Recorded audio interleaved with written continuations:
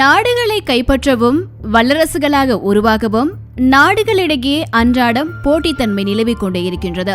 இலங்கையை பொறுத்தமட்டில் இன்று நேற்றல்ல, இலங்கையின் வரலாறு ஆரம்பித்த காலப்பகுதியிலேயே இலங்கையை கைப்பற்றுவதற்கான போட்டித்தன்மை உருவாகிவிட்டது. ஆனாலும் இலங்கை தமிழர்களை பொறுத்தமட்டில் தொடர்ச்சியாக இந்த நாட்டிலேயே வாழ்ந்தவர்கள் என்றில்லாமல் வாழ்வாதாரத்திற்காக பிற நாடுகளில் இருந்து அழைத்து வரப்பட்டதாகவே வரலாறுகள் கூறுகின்றன. ஆனால் எமக்கெல்லாம் தெரிந்திடாத முக்கியமான ஒரு விடயத்தினையே இன்று நாம் தெரிந்து கொள்ளப் போகின்றோம். அதாவது இலங்கை தமிழர்களின் வரலாறு எங்கு எப்போது ஆரம்பமானது என்று எமக்கு தெரியுமா? இலங்கை தமிழரின் பிறப்பிடம் எதுவென்று எமக்கு தெரியுமா?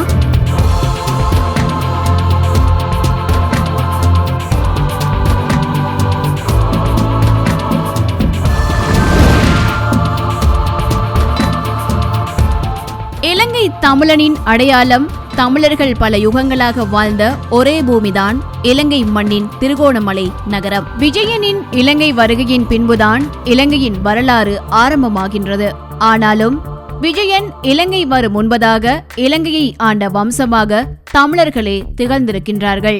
நாம் அனைவரும் இயக்கர், நாகர் என்ற குலத்தினர் வாழ்ந்ததாகவே அறிந்து வைத்திருக்கின்றோம். ஆனால் வெளியுலகுக்கு தங்களை அடையாளப்படுத்திக் கொள்ளாத வம்சத்தினராக தமிழர்கள் வாழ்ந்திருக்கிறார்கள். அக்காலகட்டத்தில் தமிழர்களால் கோகர்ண திருகோணமலைதான் தலைநகரமாக கொல்லப்பட்டு ஆட்சி செய்யப்பட்டுள்ளது. இந்த ரகசியம் விஜயன் இலங்கை வந்த போதே அறிந்து கொண்டான். குவேனியை திருமணம் செய்து கொள்வதாக கூறி பின்னர் ஸ்ரீ சவத்துபுர மன்னனின் மகளையே திருமணம் செய்து கொண்டான். ஒரு கட்டத்தில் தனக்கு வாரிசு இல்லாமல் போகவே தனது சகோதரனின் மகனான பண்டுவாசுதேவனை இலங்கைக்கு வருமாறு அழைப்பு விடுக்கின்றான். இந்த சமயத்தில் விஜயனின் கட்டளைப்படி கோகர்ண துறைமுகத்தில் மாறுவேடத்தில் தரையிறங்கிய பண்டுவாசுதேவ குழுவினர் தமிழர்களின் தாற்பயத்தையும் ஆட்சியையும் அறிந்து கொண்டதாக மகாவம்சம் கூறுகின்றது.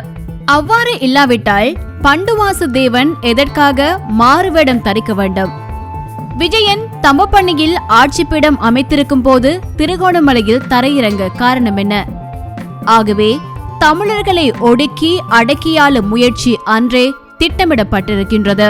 சில இடங்களில் இந்த உண்மையும் தெளிவுபடுத்தியிருக்கின்றது. இது தவிர துட்டுகைமுனு மன்னன் எல்லாளனை வெற்றி கொள்ளும் முன்னர் திருகோணமலையில் 32 தமிழ் அரசுகளை வெற்றி கொண்டதாகவும் மகாவம்சம் கூறப்படுகின்றது. இருப்பினும் இவ்வாறான காலங்களை எல்லாம் கடந்து இலங்கையில் மகாசேனனின் ஆட்சியின் போதே திருகோணமலை எனும் நகரம் வெளியுலகுக்கு தெரிய வந்தது. இதற்கு பின்னர்தான் தமிழர்கள் தொடர்பில் உலகமே தெரிந்து கொள்ள ஆரம்பித்தது.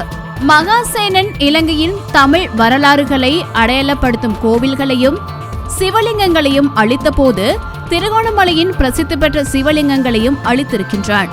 இதனூடாக நாம் அறிந்து கொள்ள முடியும் இலங்கை தமிழரின் பிறப்பிடம் திருகோணமலை என்று.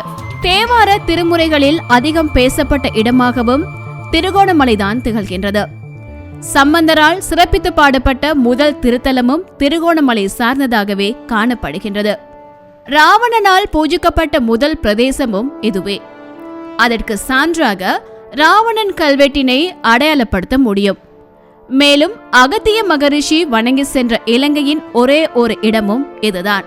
இலங்கை தமிழரின் தனி அடையாளம் எனப்படும் இந்நகரம் வரலாற்றில் கூற முடியாத பல அழிவுகளை சந்தித்திருக்கின்றது. அதாவது போர்த்துகேயர் காலத்தில் 1624 கொனஸ்டடைன் டீசா என்பவனால் சிறப்பு பெற்ற திருக்கோணேஸ்வரம் திட்டமிட்டு அளிக்கப்பட்டது. இவ்வாறு தமிழரின் பிறப்புக்கும் வரலாற்றிற்கும் பெயர் பெற்ற நகரம் தமிழரின் தனி அடையாளம் என்பது எம்மில் பலருக்கும் தெரியாது என்பதுதான் வருந்தத்தக்கது. முடிவில் கூறுவோமானால் இலங்கையின் வரலாறு விஜயன் காலத்தில் ஆரம்பிக்கப்படவில்லை. அதற்கு முன்னரே வாழ்ந்த தமிழர்களால் ஆரம்பிக்கப்பட்டது. இலங்கையின் முதல் தலைநகரம் திருகோணமலையே ஆகும். தமிழர்கள் மட்டுமே அரசாண்ட வரலாறு பூமி, லட்ச தமிழர்களை உருவாக்கி தந்திருக்கும் ஓரிடம் இந்நகரமே ஆகும். எண்ணிலடங்கா சிறப்பினை கொண்ட தமிழரின் தனி நகரமாக தமிழராக இருந்து பாதுகாக்க முடியாவிட்டாலும் அழிக்காதிருப்போம். ஏனெனில் தமிழரின் தனிக்கோட்டை என அடையாளப்படுத்த இந்த நகரமாவது இறுதி வரை எஞ்சியிருக்க வேண்டும். இனியும் தலை நிமிர்ந்து சொல்வோம், இலங்கை மண்ணின் மூத்த குடிகள் தமிழர்கள்தான் என்று.